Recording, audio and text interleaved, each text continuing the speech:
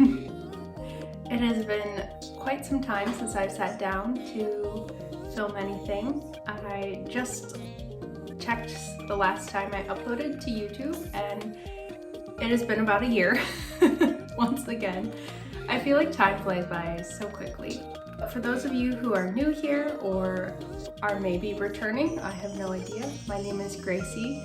Welcome to my little studio space. This is my desk, my storage, and that's about it. So this channel has always been dedicated to sewing and crafting and knitting and kind of sharing my projects. And that is what this video will be. So my hope is to sort of document the process of creating a dress that I have been sort of designing and planning for quite some time now.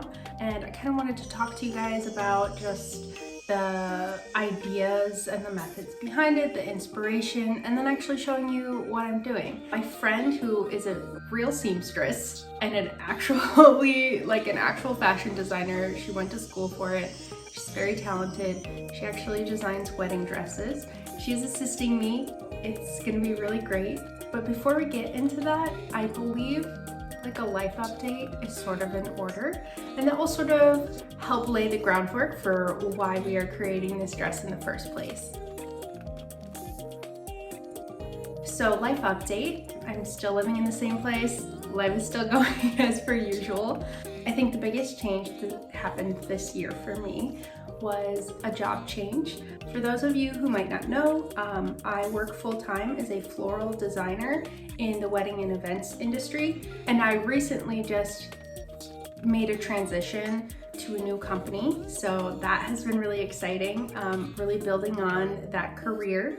I love the direction that I'm headed in, and I'm really happy, but that is an extremely creative field. It's also mentally and physically exhausting, very rewarding. I mean, it's amazing the things that I get to create. I'll throw a few images in here and videos of some of the things that I have been really lucky to get to work on and be a part of since about August was when I made the transition.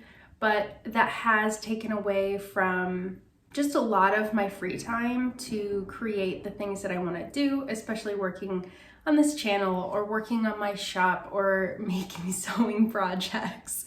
But now that the wedding season has slowed down and kind of come to an end for the rest of this year, I'm gonna have some more free time, which I'm really looking forward to, and I'm going to try to take advantage of it and start picking up some projects that I really enjoy and that are for for myself. That being said, the reason we will be creating a fancy dress in this video is the new company that I'm a part of, that is Prima Designs. They host a party, we call it the Prima Party or a night with our buds, every year, just in at the beginning of the off season, to celebrate, to thank, to just give kind of a fun party and a reprieve to all of our friends who are in the industry, to various vendors, to people who we've worked with throughout the year and the years prior. So it's really exciting because we throw parties for a living. So we get to throw a party for ourselves. My boss, who's the owner of the company, takes this very seriously, and she has just wonderful ideas for it. And she really sparked a lot of imagination and creativity in all of us to come up with the ideas for what we'll be wearing, since the theme is a modern masquerade. So I took that to heart because this is like a dream come true for me. So I started playing around with the ideas of what I could create. I really went towards vintage. It started kind of 1920s, but fell more towards probably more the 50s style costumes. So almost Halloween costume, but you know, they had a little bit more of an air. I'll go ahead and share some of the Pinterest ideas that I was starting with. I really liked this celestial idea. I really love the idea of stars and moons kind of being spread throughout this whole costume. That led down a whole bunny trail of what that dress would look like. And as I continued down Pinterest, as I continued down just different fabric choices and options, I kind of landed on this ballerina dress. I was in love with the idea of a tutu-esque skirt with lots of tulle. I wanted all these layers. I'm actually gonna share, here is a picture of the original dress that I saw in a shop in Montreal, Canada, when I was there on vacation this summer. And I loved the way that there was various layers of tulle or organza for the skirt, and that you could pin them up to see the different layers, which is something I might attempt with a skirt. I don't know yet. Me and my friend are obviously gonna play around with that. That is kind of the look for that. I also purchased like kind of a pair of ballet flats. I'm gonna incorporate that into the costume as my shoes. The party is next week, and I only just got all of the supplies I need to make the dress. One of the biggest reasons this project was somewhat delayed, because I knew about this party since August, and that kind of helped me have enough time to really finalize my ideas for it. My sewing machine passed away. That was in September. We said goodbye to my Kenmore that was probably from the 1970s. I picked it up in a thrift shop in South Carolina when I lived there. For about $75. It went through a lot with me. Believe I had it for close to 9, maybe 10 years. So that being said, my Kenmore went fairly well, and I now have this beautiful mint green Janome. This is their basic sewing machine, but Janome is the company that eventually took over Kenmore. So this would be the closest company that I could get to kind of finding a functioning Kenmore that is not antique. This was very, very reasonably priced. This is about the $100 mark. Basic beginner sewing machine, which is all I need for right now. It sews a straight stitch and a zigzag stitch, and that's all I use right now. It can also do buttonholes once I figure that out. Okay, that's down the road. But other than that, it's a great little machine. I actually haven't explored it too much. I just did my mock-up for my dress. That's it.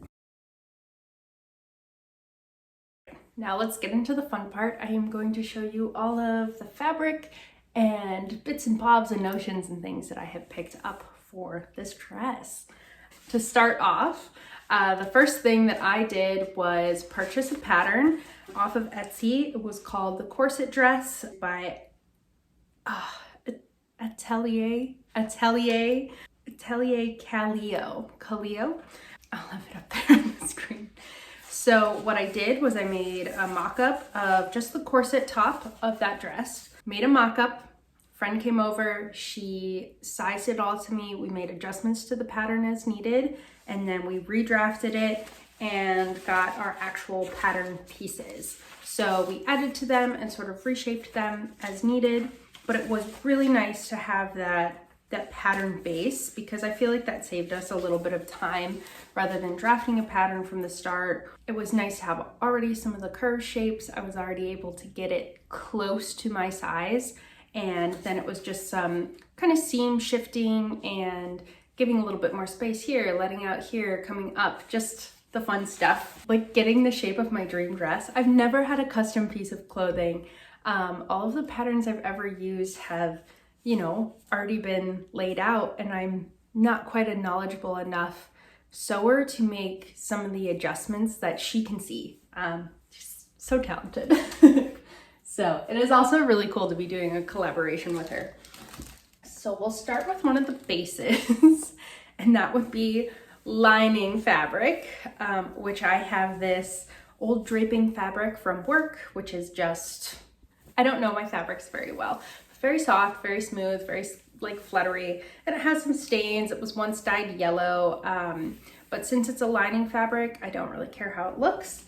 And I bought some synthetic RIP dye, and I am going to give my best shot at dyeing this a darker navy color, and we'll see how that goes. could end up terrible.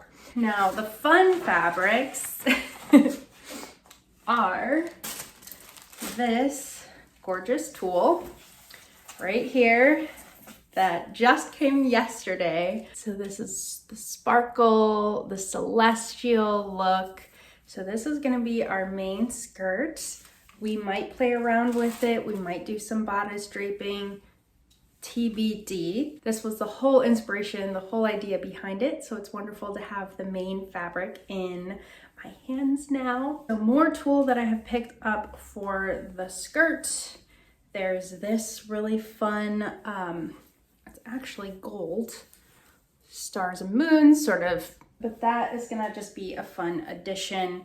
It's sort of a lighter blue, but we can play around with it. These were sort of optional last minute purchases. And then I got this. This was a mistake because I just opened it and got glitter literally everywhere. I did get a glitter tool, which, you know, is always sometimes a small mistake, but it's ombre, which is really fun. So now that I just got glitter all over my floor, it's also a little bit stiffer of a tool.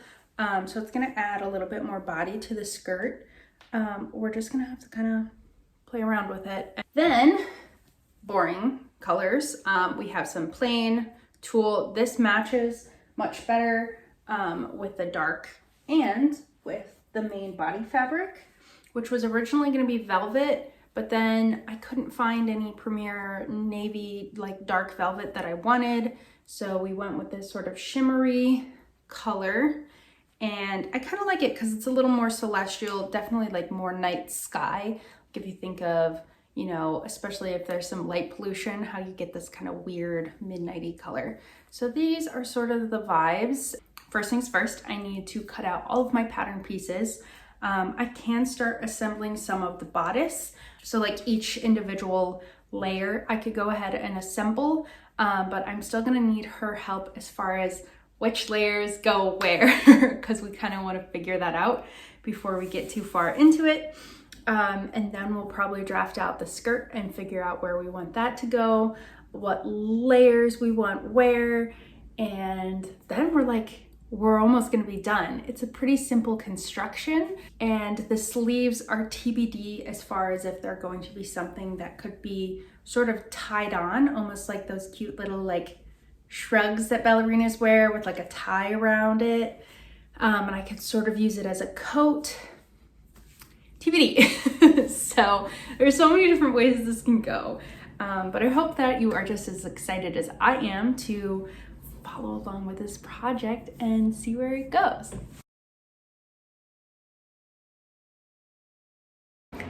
You're gonna have to pardon how I look. I just got done working out, as well as just got done dyeing my lining fabric. So still have to rinse out the pot. So I have the fabric mostly rinsed now.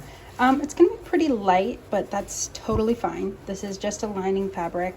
So I'm going to finish rinsing it and stick it in the dryer, and then at least it'll be like darker. It's better than just white lining fabric. So I'm pretty happy with the outcome. On to the next steps.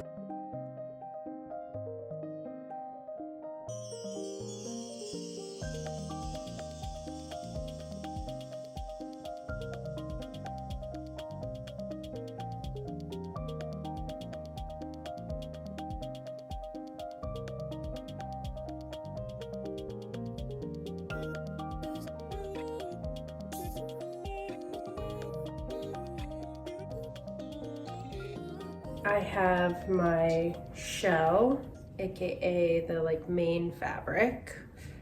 She's shimmery, she's pretty. And then I have my lining, which just still needs to be assembled. So today's like main goals is to sit down, watch a video or two about adding boning to a corset, which I obviously understand that concept and I get it and I know how to do it. So yeah, you know, don't really know what I'm doing, but I think a couple videos will just like help, but it will help solidify my decisions and I'm just kind of working on like having the confidence to do this project without having a security blanket, which is my friend, where I can be like, oh, well, why don't you just do it? Or just tell me how to do it, which is wonderful and she's willing to do, but we're both like really busy and our schedules are hard to kind of get together. So I want to try to get as far along in the project as I can before I really need her. I'm gonna try to take it easy and take my time with everything and be very intentional with my sewing so I don't have to hopefully redo anything. But I sewed stuff on upside down yesterday, so that's why you don't sew late at night. All right, let's go.